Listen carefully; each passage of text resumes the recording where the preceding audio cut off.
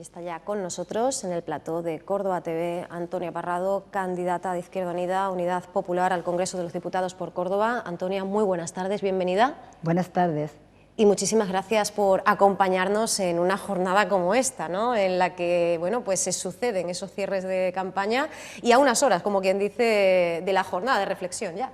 Muchas gracias a vosotros porque tener la oportunidad de poder llegar a los hogares de Córdoba y provincia, dando lo que es nuestras señas de identidad como Izquierda Unida, Unidad Popular, es importante al haber sufrido, como se ha sufrido por parte de nuestro candidato Alberto Garzón, ese apagón televisivo donde no le permitían y no le han permitido en estas grandes cadenas pues hacer lo que en democracia tenía derecho, que es explicar su programa electoral. Por lo tanto, muy agradecida. Algo de lo que también hablaremos sin ninguna duda. Como decimos, jornada muy intensa acaba de llegar de ese acto de fin de campaña, concretamente de su rueda de prensa en la Plaza de la Corredera. Esta tarde, acto público con la presentación de un manifiesto por la educación en el Centro Cívico Arrabal del Sur, es decir, aquí al lado, aquí en el Distrito Sur. Y bueno, pues a la vez, de manera simultánea, esta tarde en diferentes localidades también se va a poner el broche de oro a esta campaña. Así que, Antonia, maravilloso momento para preguntar, bueno, pues cómo ha sido, qué balance hacemos y con qué sabor de boca sobre todo nos quedamos. Pues un sabor de boca muy agradable porque ha habido montones de hombres y mujeres dispuestos a hacer llegar a localidades grandes, pequeñas, a medios de comunicación locales, nuestro mensaje y nuestro programa y nuestras líneas programáticas a todos los hogares posibles, y con todas las asociaciones posibles nos hemos reunido, y en ese plan es en el que nosotros entendemos que, porque creemos, como es natural en la participación, creemos que todo el mundo participe desde el conocimiento, y eso es lo que queríamos, la participación colectiva, pero desde el conocimiento de nuestros propios programas y nuestras líneas programáticas. Es interesante que las personas sepan lo que van a votar. Cabeza de lista de una candidatura apenas unos meses después de jubilarse, regresaba a la vida política ganando unas primarias abiertas con contundencia, con rotundidad. Ha sido concejala del Ayuntamiento de Córdoba, de profesión docente e inspectora de educación, aunque bueno, pues ha dicho en alguna ocasión que más bien se ve como trabajadora social en alguna entrevista. Un paso que ha dicho es cuestión de compromiso moral. Bueno, pues ¿bajo qué circunstancias se toma una decisión como esta? Porque recordemos, comenzó a asistir a esas asambleas de Ahora en Común, la eligieron como enlace a nivel andaluz y fueron, bueno, pues muchas voces jóvenes también las que la animaron a dar este paso. Pues sí, ha sido una experiencia muy agradable.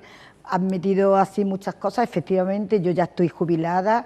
Mi profesión como maestra y como inspectora para mí ha sido muy satisfactoria, pero la verdad es que esa vena que tú acabas de decir, esa vena social, nunca la he perdido, y quizás mi experiencia en el Ayuntamiento de Córdoba llevando los servicios sociales me ha hecho acercarme todavía más a lo que es la profesión de trabajadoras sociales y lo importante que es en cualquier momento, pero por ejemplo hoy en estos momentos, pues es fundamental que los trabajadores sociales estén cerca de las personas y de las familias que lo están pasando mal. Y saliendo, hombre, continuando con lo que estabas diciendo del proceso de primaria, ha sido fundamental.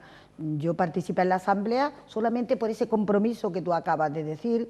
Estaba jubilada, pero sí que sentía como una imperiosa necesidad de hacer algo, de aportar mi granito de arena, de no sentirme, porque no me sentía cómoda, diríamos, estando en un sillón tranquilamente, viendo lo que estaba pasando. Entonces yo quería colaborar y desde luego intentar que con todos los que tenemos un principio de izquierda, de una izquierda real, llegar a una unidad, que era lo que a mí me llevaba. En esa asamblea fue muy importante porque estábamos por una convergencia. Esa convergencia a mí me llamaba a participar. De hecho, como tú dices, salí de enlace, y luego las jóvenes, pues sobre todo que las mujeres, Ellas querían participar, pero tienen siempre, porque igualdad, estamos luchando por la igualdad, pero la igualdad real no se ha conseguido. Las mujeres todavía tienen esa responsabilidad, y cuando yo hablaba con ellas y les decía, venga, que tenéis que participar, que tenéis que entrar, que tenéis que presentaros en estas listas. Pero claro, desde un trabajo precario que está afectando muchísimo más a las mujeres que a los hombres, y desde unas responsabilidades domésticas que todavía no están al 50% compartidas, no es verdad que se esté compartiendo realmente la vida familiar, todo carga más en las mujeres. Ellas me hacían llegar su preocupación de no poder responder a la llamada esta de estar en una lista. Bueno, me animaron, yo les dije que también tenían que estar ellas, y de hecho ha salido una candidatura, hombre, muy peculiar, porque hay gente bastante joven, y bueno, y yo sin esperarlo, pero bueno, estoy de cabeza de lista en estas primarias que fueron transparentes totalmente y democráticas, que para mí ha sido fundamental. Izquierda Unida lleva, recordamos, 2 legislaturas sin obtener escaño por la provincia de Córdoba, y bueno, pues entiendo que también esta candidatura sigue reflexionando y respondiendo permanentemente a la misma pregunta. ¿Cómo se explica esto precisamente de una provincia como Córdoba, histórico califato rojo? Y también, bueno, pues si con esta candidatura de alguna forma se puede empezar a canalizar esa frustración que de momento, bueno, pues parece a la luz de las encuestas que, bueno, pues que siguen representando o queriendo representar otras formaciones, otros partidos. Nosotros entendemos que la lucha es constante, es continuada. Nosotros estamos precisamente desde unos principios de izquierda luchando por lo que entendemos que es lo que le conviene al país en esta situación y en anteriores, porque la denuncia sobre los procesos históricos que han venido sucediendo ya se estaban haciendo desde muchísimos años. ¿Qué ocurre? Que bueno, en Córdoba se ha tenido pues la representación municipal, se ha tenido buena representación municipal, o sea que los ciudadanos y ciudadanas de Córdoba saben cómo gobierna Izquierda Unida a nivel municipal. Es verdad que también tuvimos la ocasión de estar en el Parlamento de Andalucía hasta que en un momento dado, por nuestras políticas de izquierda, se cercenó y se cortó y se convocaron aquellas elecciones de golpe y porrazo porque evitar que Izquierda Unida fuera conocida a nivel andaluz por sus hechos. Además se conocía por sus programas, pero con sus hechos, claro, los hechos eran tan patentes que era una política de izquierda llevada al Parlamento que no convenía que eso se siguiera conociendo. Y bueno, se convocan las elecciones, aquí estamos. Pero es verdad que no tenemos representación hace ya 2 periodos electorales en el Parlamento. Queremos, como es natural, que esto cambie y que la voz de Córdoba esté de nuevo en el Parlamento, porque es una equivocación. Han estado, pues sí, unas formaciones políticas, pero con representación de Córdoba, pero ¿quién sabe en Córdoba incluso quiénes son los representantes en el Parlamento del PSOE o del PP en el Parlamento? No se sabe, porque si han estado allí han defendido las políticas, yo no digo que han defendido las políticas nacionales, pero canalizar los problemas de Córdoba no le ha llegado a los cordobeses que se haya canalizado. Y entonces entendemos que es importante que haya personas de Córdoba, y en este caso personas de izquierda, que hagan todo lo posible y trabajen porque los problemas de Córdoba lleguen también al Parlamento. Y nosotros intentamos que nos dé una respuesta a Córdoba para que haya una representación de Izquierda Unida, Unidad Popular en el Parlamento. Izquierda Unida, Unidad Popular, que encuentra, bueno, pues cuestiones, aspectos como la reforma constitucional, no entendida como reformas parciales, sino como proceso constituyente irrenunciable. Entienden que, bueno, que eso también exige digamos, un peaje, un pago, porque, bueno, en últimas y recientes entrevistas realizadas a su candidato al líder nacional, Alberto Garzón, bueno, pues incide en que esos 4 partidos con aspiraciones a llegar a la Moncloa, con aspiraciones de gobernar, han ido realizando un viaje al centro desde sus diferentes posturas y posiciones. Nosotros, cuando hablamos precisamente del proceso constitucional, pues un proceso constituyente para que esté las personas y en función de la gente se haga una nueva Constitución y se vaya a este proceso desde la participación de la ciudadanía, porque no podemos entender un proceso. En el año 1976 se hizo, pues bueno, salíamos de una dictadura, se hizo como se hizo, pero ahora mismo ya el ciudadano y la ciudadana tienen la suficiente madurez como para participar activamente en lo que va a ser este proceso constituyente y una nueva Constitución. El ciudadano y la ciudadana se tienen que identificar con lo que salga de ese proceso constituyente porque han sido consultados y han participado en esto. Y la corresponsabilidad que supone el haber participado en un proyecto hace que se pida incluso explicaciones si no, esto no se lleva a cabo, porque aportas, pero también exiges. Y nosotros queremos una ciudadanía que aporte, que exija y que participe. Y en este proceso constituyente tiene que estar esa participación de forma muy activa y no que nos la hagan otros, a espaldas nuestros. Porque pasa lo que pasa, esta Constitución que tenemos ahora mismo se ha incumplido sistemáticamente en aquellos artículos fundamentales.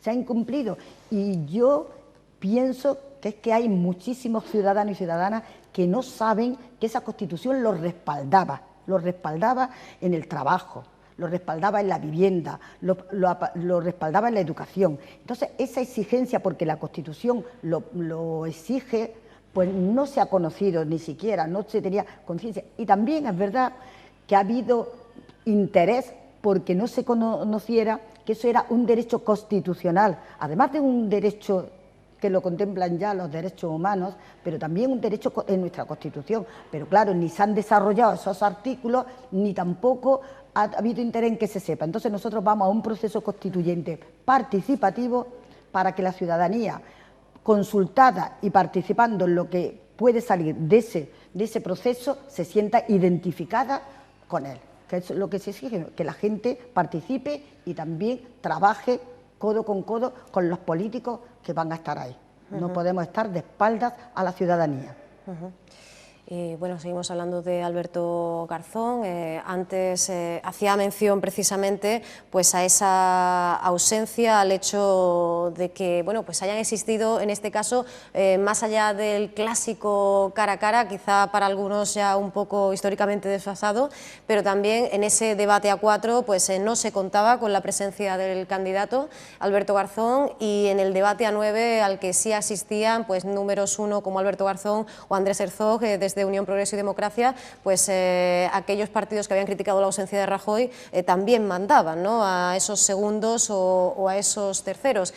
Cayo Lara explica pues esta situación, llega a decir que es un silenciamiento y que responde bueno, pues, a que una de las líneas de esta candidatura es el planteamiento de esa banca pública y claro, la presencia que tiene la banca privada dentro de determinados sectores. Claro. ¿Cómo se podría salir de ese laberinto, teniendo en cuenta bueno, pues que seguimos estando dentro del sistema, aquello que decía Rosa Luxemburgo, ¿no? ¿Cómo salir del modelo estando dentro del modelo?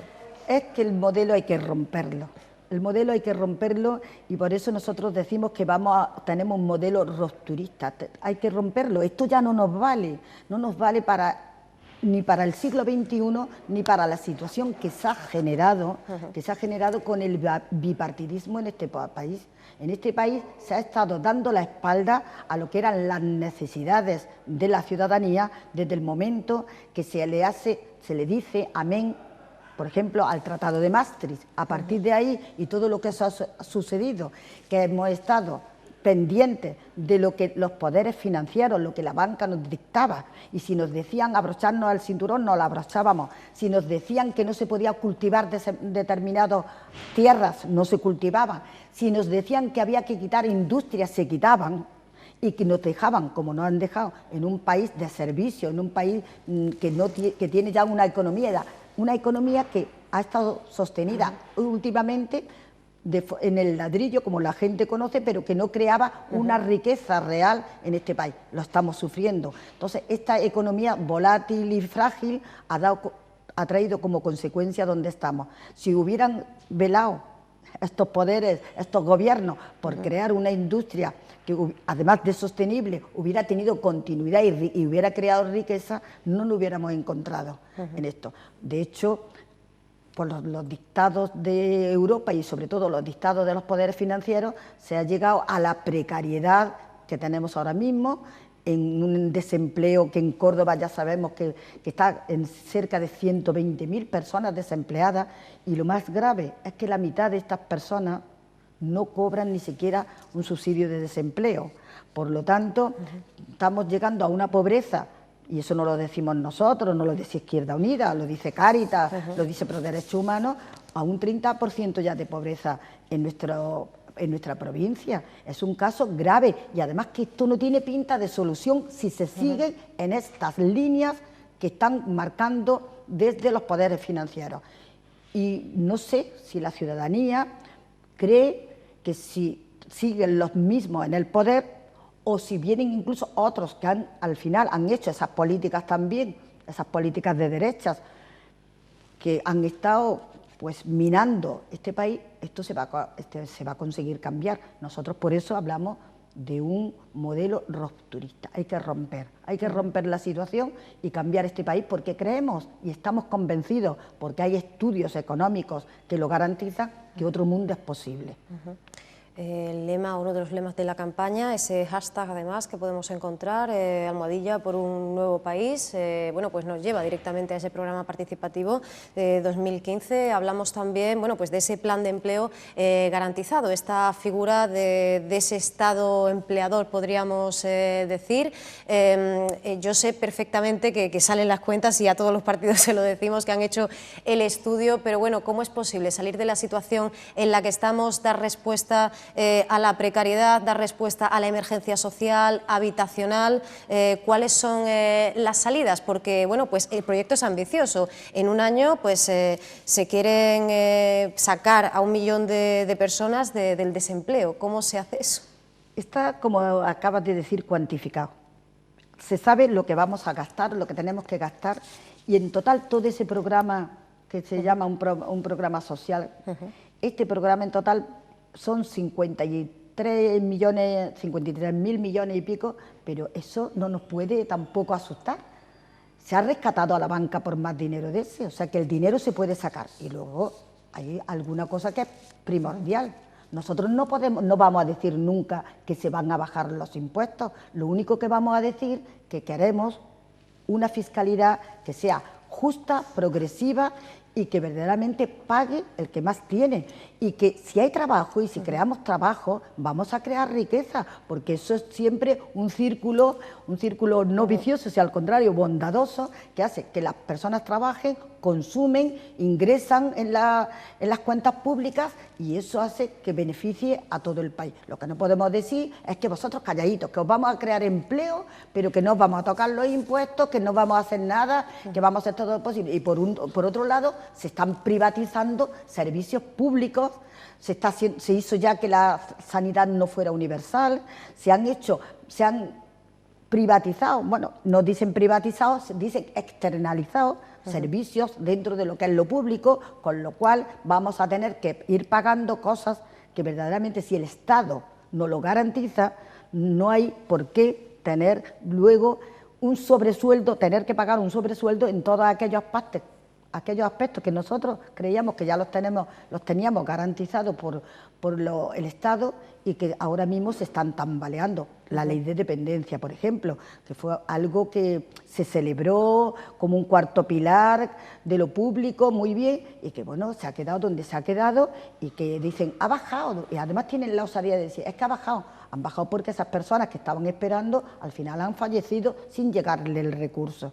Entonces nosotros queremos que esa ley de dependencia esté totalmente garantizada, y por supuesto que tenga una financiación del Estado. Y claro, el Estado somos todos, con nuestra participación, con nuestro trabajo, y sobre todo con los grandes capitales que paguen lo que tengan que pagar, igual que las grandes empresas que deben pagar. Porque aquí el pequeño, mediano empresario y el autónomo están machacados, pero sin embargo no se machacan a las grandes empresas, que tienen unos beneficios fiscales abismales. Un centenar de medidas. Le pregunto cuáles serían los asuntos que más urgentemente atañen a Córdoba y bueno, los cuales van a hacer visible en nuestra provincia si verdaderamente pues, se puede producir esa participación efectiva en esta legislatura de su candidatura.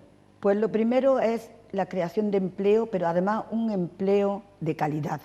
No podemos decir que estamos creando empleo cuando es un empleo precario que lo están sufriendo no solamente ya los jóvenes, sino personas que con 50 años o 45 y tal han sido expulsados de la vida laboral y para sobrevivir tienen unos trabajos precarios. Yo quiero hacer una llamada, ya que estoy en un medio de comunicación, por los periodistas y por los trabajadores de los medios públicos y de los medios privados que están trabajando a veces en una situación de precariedad alarmante, como están trabajando muchos y muchas jóvenes en otros trabajos. Pero vamos, ahora mismo que estoy teniendo un contacto con el mundo de la información, tengo que hacer una llamada porque se están produciendo incluso en entes públicos una situación de precariedad que verdaderamente es de vergüenza. No se puede creer que una persona puede trabajar por 4 euros la hora como se tienen en las subcontratas que se están teniendo en entes públicos. No podemos subcontratar sin pedir a cambio, si es que tenemos que subcontratar por lo que sea, que yo no soy partidaria, soy partidaria que se afronte desde lo público, pero si tenemos que subcontratar, exigir que ese trabajador y esa trabajadora esté trabajando en condiciones dignas. Y bueno, y eso sabemos que es el fallo más grande. Por lo tanto, primero, cordobeses y cordobesas fuera de un trabajo precario, un trabajo garantizado con un salario mínimo que dé cobertura a sus necesidades básicas al menos, y también, como no, a que dé una cobertura a su posibilidad de absuelto y su posibilidad de estar, por supuesto, llevando una vida digna a todos los niveles. Hablamos ya de, bueno, pues de las expectativas de cara a esos comicios, a esa cita electoral de pasado mañana. Si bien es cierto que bueno, pues, su candidato Alberto Garzón es el mejor valorado, por ejemplo, pues, en Twitter, bueno, Pablo Iglesias acaba de desbancar a Albert Rivera de esa primera posición en cuanto a la consideración en artículos de opinión, pero lo venimos comentando en estos días. Cuando en las mismas encuestas que manejamos, a las mismas personas se les pregunta a qué candidato tienen en mejor consideración, hablan de alguno de estos tres nombres y sin embargo cuando se les pregunta quién consideran que debe ser el presidente del Gobierno de España, vuelven a nombrar mayoritariamente a Mariano Rajoy. ¿Qué sucede? ¿Qué explicación podemos darle a la ciudadanía? ¿Y cómo puede esto de alguna manera, bueno, indicar ciertas expectativas de cara a un resultado a otro, los propios comicios? Hombre, yo lo primero que dices de cómo la ciudadanía puede decir una cosa y afirmar otra, la verdad es que a mí misma me sorprende porque tenemos que tener memoria de lo que está pasando y de lo que ha pasado recientemente y sobre todo estos 4 años que venimos sufriendo. Entonces, si nosotros consideramos a Alberto Garzón como un buen líder, porque claro, es indiscutible tanto su honradez, porque es una persona honrada, su fidelidad, además su ética, y eso se trasluce, y además su programa, es que él es fiel a un programa, no ya es fiel a un programa y a unas ideas. Esas ideas son auténticamente de izquierda, él las defiende y las defiende con rotundidad, porque si hay que decir banca pública, nacionalización de los sectores energéticos, no se esconde. ¿Cómo vamos a permitir desde nuestra manera de ser y de pensar en la igualdad que haya personas, familias, mujeres y hombres que no puedan tener acceso a la electricidad, por ejemplo, en estos momentos y que sus casas sufran de una apagón totalmente porque las eléctricas estén en poder de manos privadas? Cuando hablamos de nacionalizar, porque queremos que esos servicios que son servicios de primera necesidad, estén al alcance de aquellas familias que están en una pobreza real que no se quiere reconocer que existe. Y le pregunto también, bueno, de cara a esas expectativas, bueno, ya vimos como de ahora en común a Unidad Popular, tras el fracaso de esas negociaciones con Podemos, ese proceso que se quería que fuera de convergencia, ¿puede el votante de izquierdas seguir contando o, bueno, pues viendo en el horizonte la posibilidad de que verdaderamente se puedan unir esas formaciones que se entienden o al menos se perciben como de izquierdas en sus programas electorales? Yo creo que la ciudadanía conoce la trayectoria de Izquierda Unida, Unidad Popular, conoce de su hacer durante tantos años, y nosotros, claro que queremos la unidad, y el que no haya querido estar en la unidad habrá que preguntarle, pero nosotros apostamos por la unidad. Bueno, pues Antonia, le agradecemos mucho que haya estado aquí con nosotros y nos encantaría hablar de muchísimas más cosas con usted, así que a pesar de que, bueno, después de esta cita electoral pueda serle mucho más difícil trasladarse hasta nuestra tierra, esperemos que lo haga de verdad, de corazón. De todas formas, yo, si me lo permiten, lo que sí le voy a pedir a la ciudadana y al ciudadano de Córdoba, que nos vote, porque vamos a hacer llegar su voz al Parlamento. Izquierda Unida y Unidad Popular, que somos uno, tenemos que estar allí con presencia y con la presencia de Córdoba. Alberto Garzón lo tenemos que tener bien arropado y Córdoba tiene que estar allí presente. Por lo tanto, pedimos vuestro voto para que el día 20, al abrir la urna, veamos que Córdoba tiene a Unidad Popular, Izquierda Unida en el Parlamento. Bueno, pues ahí queda ese último llamamiento, Antonia. Bueno, pues como le hemos deseado a los demás candidatos que han tenido a bien acompañarnos aquí en directo en el plató de Córdoba TV, pues le deseamos mucha suerte y, como decimos, esperamos volver a verla pronto por aquí. Muchísimas gracias por dar esta oportunidad. Gracias, Antonia.